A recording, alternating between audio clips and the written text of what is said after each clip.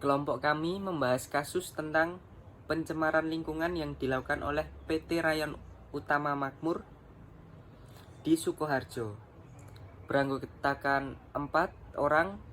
Yang pertama saya, Robertus Dimas Febrian, kemudian Alessandro Juanito, Andardia Dipta, dan Obilianto.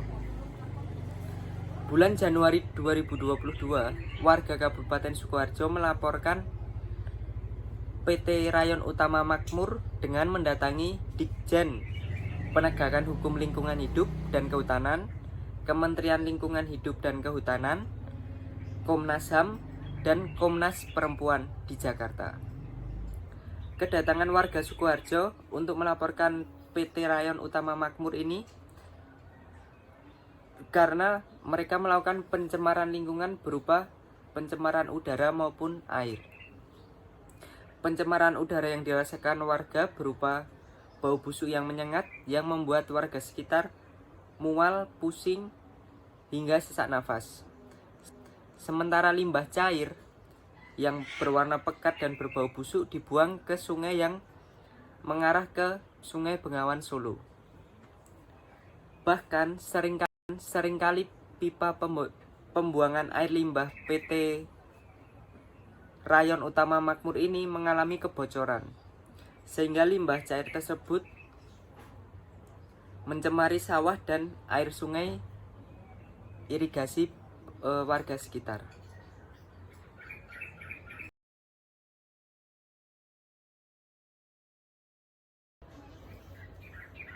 Identifikasi resiko lingkungan dan sosial bersumber dari adanya kebocoran pipa pembuangan limbah hasil produksi yang menyatu dengan sungai warga sekitar. Padahal sungai tersebut dimanfaatkan oleh warga sekitar untuk irigasi persawahan dan kegiatan sehari-hari. Dampak yang ditimbulkan, air sungai menjadi hitam seperti air comberan, membuat tanah menjadi kering dan daun padi sendiri menjadi layu atau kuning, sehingga menyebabkan gagal panen. Kemudian setiap PT Rayon Utama Makmur ini memproduksi serat rayon, bau dari limbah yang dihasilkan sangat mengganggu warga sekitar.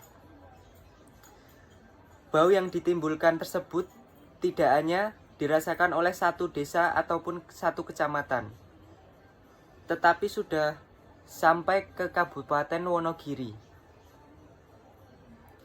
Mitigasi resiko yang perlu dilakukan dalam adanya kebocoran pipa tersebut, dilakukan pengawasan dan pengecekan secara berkala peralatan yang digunakan untuk produksi oleh karyawan PT Rayon Utama Makmur. Kemudian mitigasi untuk bau limbah yang mengganggu aktivitas warga sekitar dapat menciptakan atau mendatangkan alat untuk menetralkan bau limbah atau sering disebut wet scrubber.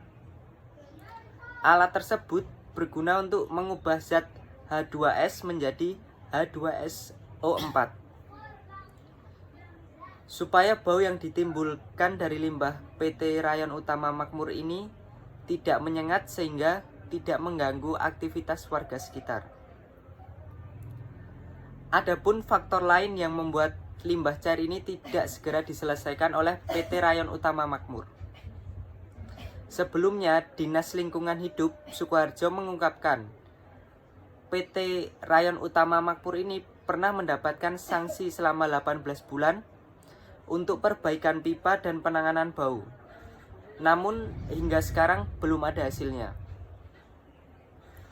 DLH Sukoharjo mengakui sulit untuk memberikan sanksi kepada PT Rayon Utama Makmur ini di tahun 2022 ini karena adanya undang-undang tentang cipta kerja yang sekarang kewenangannya diatur oleh pusat. Mitigasi yang diperlukan adalah melakukan kerjasama dengan Kementerian Lingkungan Hidup dan Kehutanan atau KLHK dalam memberi sanksi dan pengawasan terhadap PT Rayon Utama Makmur ini? Di sini saya akan membahas dari segi resiko pemasaran.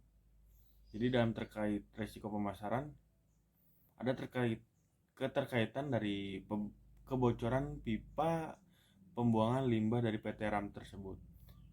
Jadi PT RAM ini membutuhkan waktu 1 bulan untuk melakukan perbaikan. Hal ini tentunya akan mempengaruhi produksi dari PT tersebut. Dikutip dari laporan Sritex tahun 2015, keberadaan PT RAM ini dimaksudkan untuk memperkuat suplai bahan baku benang rayon di segmen pemintalan seril. PT RAM ini ditargetkan untuk memproduksi 80.000 ton rayon dan mengurangi ketergantungan terhadap impor. Jadi secara umum keberadaan RAM bagi Sritex akan memiliki 2 manfaat. Yang pertama,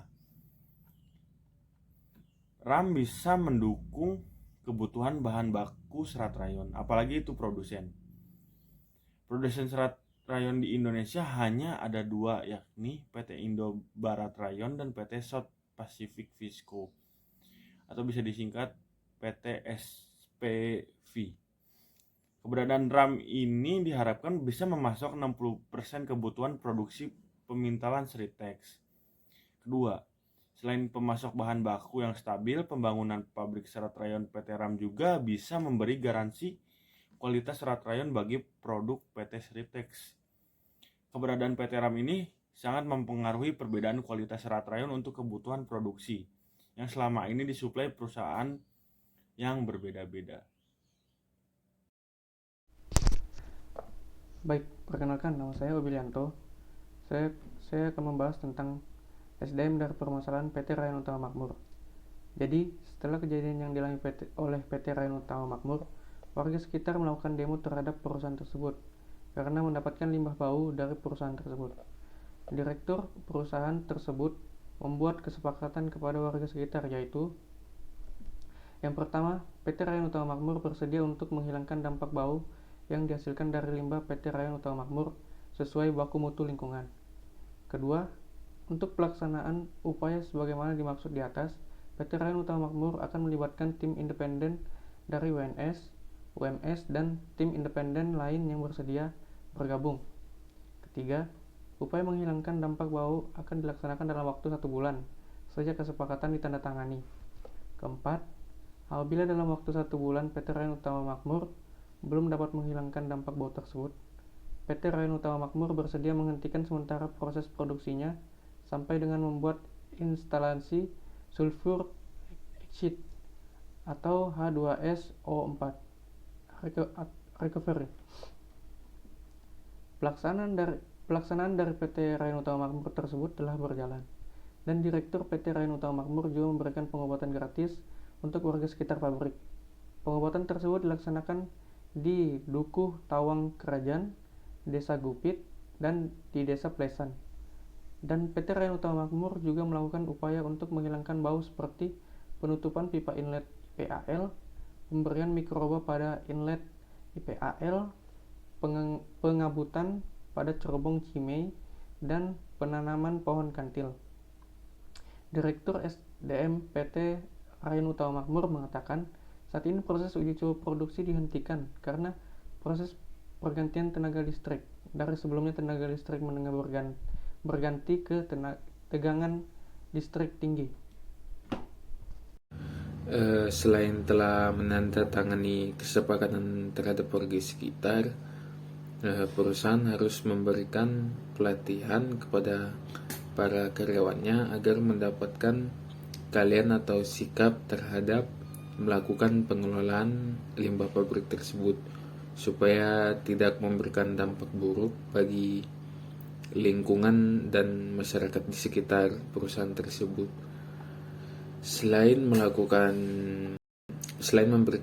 Perusahaan memberikan pelatihan kepada karyawannya, perusahaan juga harus selalu melakukan maintenance. Di sini dalam artian maintenance itu berarti selalu mengecek alat-alat atau mesin yang terdapat di perusahaan tersebut. Seperti yang ada di kasus di atas, perusahaan harus selalu melakukan maintenance terhadap pipa-pipa limbah pabrik agar tidak terjadi kerusakan dan memberikan dampak bagi warga dan lingkungan di sekitar perusahaan tersebut. Selain itu, PT RUM juga harus selalu melakukan evaluasi bagi para karyawannya. Ini juga merupakan salah satu bagian penting SDM di sebuah perusahaan. Di dalam melakukan evaluasi ini terdapat juga fungsi pelaporan dan pemantauan yang dapat membantu perusahaan untuk mengevaluasi para karyawannya. Dengan melakukan evaluasi ini, para karyawannya mungkin bisa memperbaiki kesalahannya yang pernah dilakukannya sebelumnya.